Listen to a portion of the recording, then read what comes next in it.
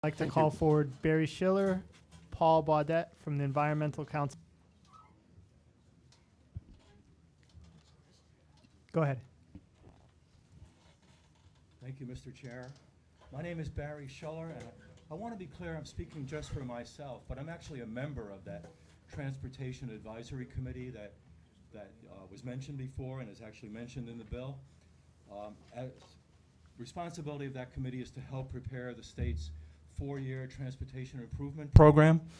And I could tell you that if I can abbreviate it, TAC, for Transportation Advisory Committee, we've been told by State Planning Council staff that right now Rhode Island is on a trajectory on transportation to sink.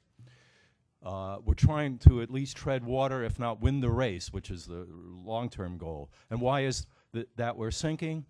Only 42%, we're told, of our roads are have pavement that's in good or excellent condition, only 42%.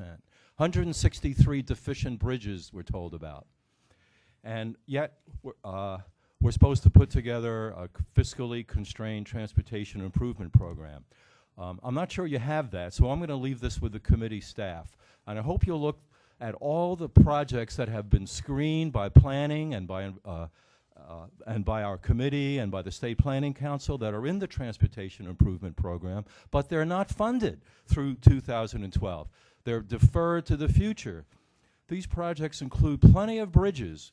Most prominently, you should know that there's the I-95 viaduct in Providence, well over $100 million, I'm sure, not funded. The Olneyville Route 610 bridges, $300 million, I'm told, not funded.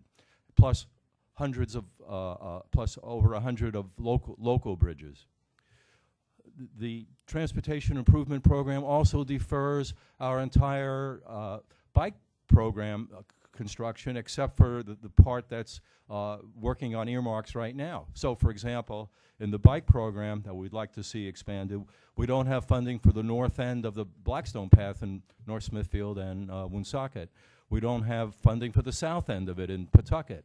We don't have funding for the bike projects in Providence, Warwick, East Greenwich, Tiverton, Jamestown, and elsewhere.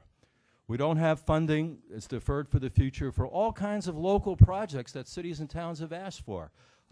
Projects such as on Post Road, on Route 44 in Smithfield, on Hartford Avenue in Johnston, 146, 116 interchange, and many more. I want you to really look to see what we're not doing that the cities and towns have asked for. And the 15% that goes for the small projects, not even necessarily on the Federal Highway 8 system, there's a whole slew of them. And matter of fact, our TAC hasn't even asked for any updates of the wish list there because of the long backlog of unfunded projects. My town, North Providence, has flooding and drainage problems on important roads like Woodwood Road that are not being addressed. So we at the Transportation Advisory Committee need you to increase the resources. And the Blue Ribbon panel, which I know that you did get from them, this study, you could see that it's not the environment community that was represented there. It's not transit advocates. It's not bike advocates. But the business, planning, and highway people who did make up that did identify, here's a couple of key sentences that you really should know. Current transportation funding is flawed and inadequate.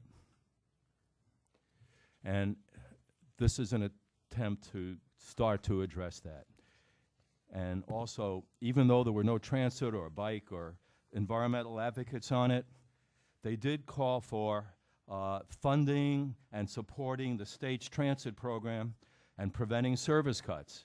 They did say we should be full funding for the development and operation of commuter rail and expansion of the state's bicycle and pedestrian program facilities.